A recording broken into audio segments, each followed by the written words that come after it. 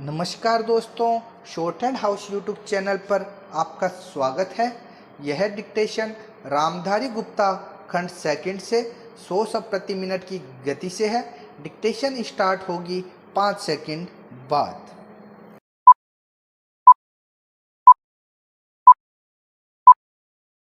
Start. महोदय, किसी भी देश या समाज के विकास हेतु शिक्षा अत्यंत सशक्त एवं महत्वपूर्ण साधन है। व्यापक रूप में शिक्षा जीवन पर्यंत चलने वाली ऐसी प्रक्रिया है जो व्यक्ति को उसकी नैसर्गिक शक्तियों के विकास में सहायता पहुंचाती है तथा उसे अपने वातावरण से समायोजन स्थापित करने की योग्यता प्रदान करती है। साथ ही व्यक्ति को उसके व्यक्तिगत, सामाजिक, राष्ट्रीय दायित्वों का निर्वाह करने की योग्यता, ज्ञान एवं कौशल प्रदान करती है। भारतीय संदर्भ में उद्देश्य एवं उपयोगिता की दृष्टि से प्रौढ़ शिक्षा भी इससे भिन्न नहीं है, बल्कि आज की सामाजिक, आर्थिक, राजनीतिक परिस्थितियों में प्रौढ़ शिक्षा का महत्व और भी बढ़ गया है। डॉक्टर मुखर्जी ने भारत में प्रौढ़ शिक्षा के 2 महत्वपूर्ण पहलू बताए हैं। प्रथम, प्रौढ़ साक्षरता अर्थात उन प्रौढ़ों को शिक्षा प्रदान करना जिनको विद्यालय में किसी प्रकार की शिक्षा प्राप्त नहीं हुई है। दूसरा, साक्षर प्रौढ़ों की अनवरत शिक्षा। भारत एक जनतांत्रिक देश है। जनतंत्र की सफलता के प्रमुख आधार है उसके नागरिकों की साक्षरता, उनका प्रगतिशील दृष्टिकोण तथा उनमें नागरिकता की समान भावना का विकास। इस दृष्टि से भारत के लिए प्रौढ़ शिक्षा को केवल प्रौढ़ साक्षरता तक सीमित रखना देश के समुचित विकास एवं देश की जनतंत्रीय व्यवस्था के लिए हितकर नहीं माना गया। वैसे भी निर्विवाद तथ्य है कि शिक्षा केवल साक्षरता ही नहीं है। हाँ, साक्षरता शिक्षा का एक महत्वपूर्ण अंग अवश्य है। इस संदर्भ में डॉक्टर विद्यानिवास मिश्र का कथन उल्लेखनीय है कि भारत का व्यक्ति निरक्षर होते हुए भी शिक्षित है। अपनी बात को अधिक स्पष्ट करते हुए उन्होंने कहा है कि यदि हमारे प्रौढ़ अशिक्षित होते तो सदियों से चली आई हमारी संस्कृति मर्यादाएं कैसे बनी रहती। डॉक्टर मिश्र के शब्दों में प्रौढ़ शिक्षा का तात्पर्य है निरक्षर, अर्धसाक्षर या विस्मृताक्षर प्रौढ़ों को पुनः साक्षरता का संस्कार देना, साथ ही जीवन क्षेत्र में आवश्यक जानकारी को विशेष बल देना। एक समृद्ध मौखिक परंपरा में हमारा प्रौढ़ शिक्षित है और उसे यदि साक्षर बनाने की योजना बनानी है तो उसके मौखिक परंपरा से प्राप्त अनुभवों को ध्यान में रखना होगा। एक तथ्य तय है कि देश की प्रगति के लिए निरक्षर व्यक्तियों को साक्षर बनाने के अतिरिक्त उनका नैतिक, बौद्धिक, सामाजिक एवं सांस्कृतिक उत्थान भी आवश्यक है।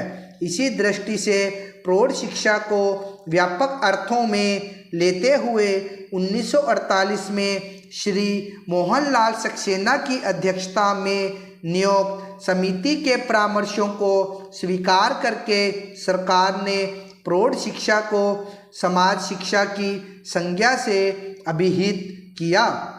जनवरी 1949 में केंद्रीय शिक्षा सलाहकार बोर्ड के इलाहाबाद में संपन्न 15वें अधिवेशन में भारत के तत्कालीन शिक्षा मंत्री ने प्रौढ़ शिक्षा की नवीन धारणा का संदेश देते हुए कहा, प्रौढ़ शिक्षा को केवल व्यक्तियों को साक्षर बनाने तक ही सीमित नहीं रखा जाना चाहिए। प्रौढ़ शिक्षा के अंतर्गत व्यापक रूप से सभी व्यक्तियों को साक्षर बनाने का प्रयास करना चाहिए। यह सबसे अच्छा रास्ता होगा और हमें सफलता मिलेगी।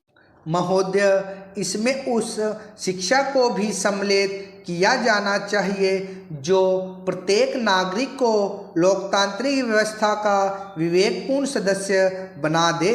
इसी समय से प्रौढ़ शिक्षा की अवधारणा में परिवर्तन हुआ और उसे समाज शिक्षा के नाम से पुकारा गया।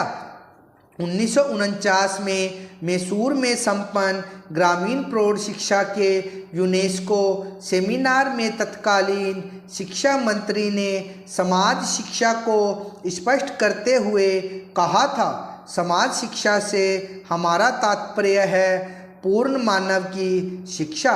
यह उसको साक्षरता प्रदान करेगी जिससे कि विश्व का ज्ञान उसे उपलब्ध हो सके। यह उसको बताएगी कि वह अपने आप का वातावरण से अनुकूलन किस प्रकार करे एवं जिन प्राकृतिक दशाओं में वह निवास करता है उसका सर्वोत्तम प्रयोग किस प्रकार करे।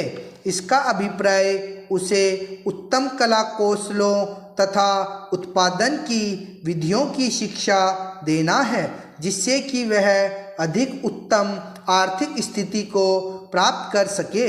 इसका उद्देश्य उसे व्यक्ति तथा समाज दोनों के लिए स्वास्थ्य विज्ञान के प्राथमिक सिद्धांतों की शिक्षा देना भी है जिससे हमारा गृहस्थ जीवन स्वस्थ तथा समृद्ध हो सके।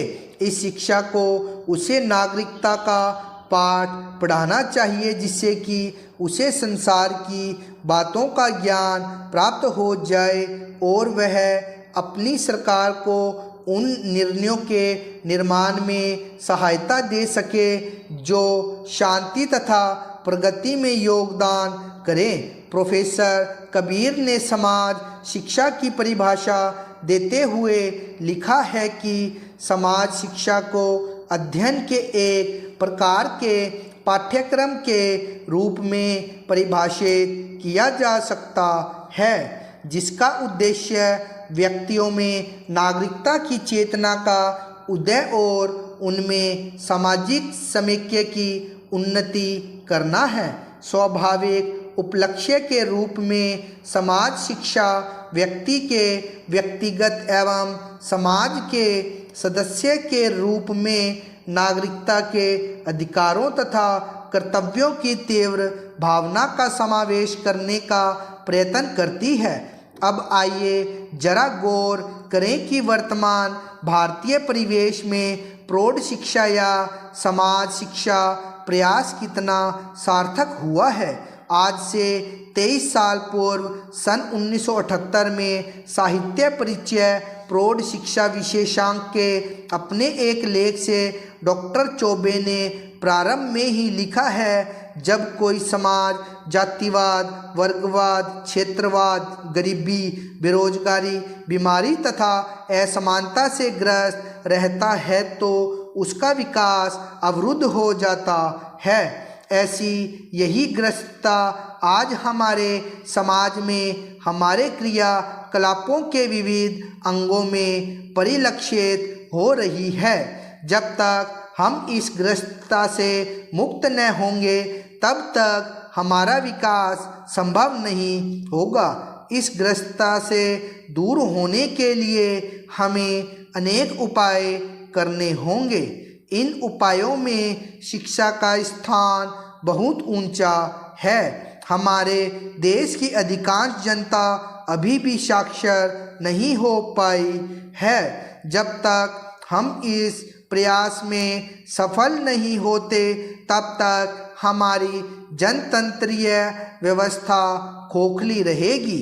उल्लेखनीय है कि प्रौढ़ शिक्षा के क्षेत्र में सरकारी स्तर पर स्वतंत्रता के पूर्व से ही प्रयास प्रारंभ हो गया था, जिसमें आज तक कई मोर्चों पर प्रौढ़ शिक्षा के प्रचार प्रसार का कार्य जारी है।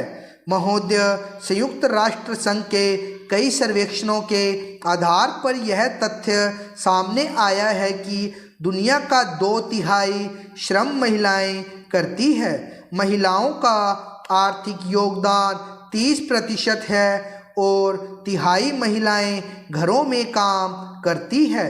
83% महिलाएं खेतीहर मजदूर है तथा उनमें अधिकतर पशुपालन, दुग्ध संबंधी उद्योगों में काम कर रही है। स्टॉप। डिक्टेशन का बार बार लिख के अभ्यास कीजिएगा तथा इसे ट्रांसक्राइब जरूर कीजिए। धन्यवाद।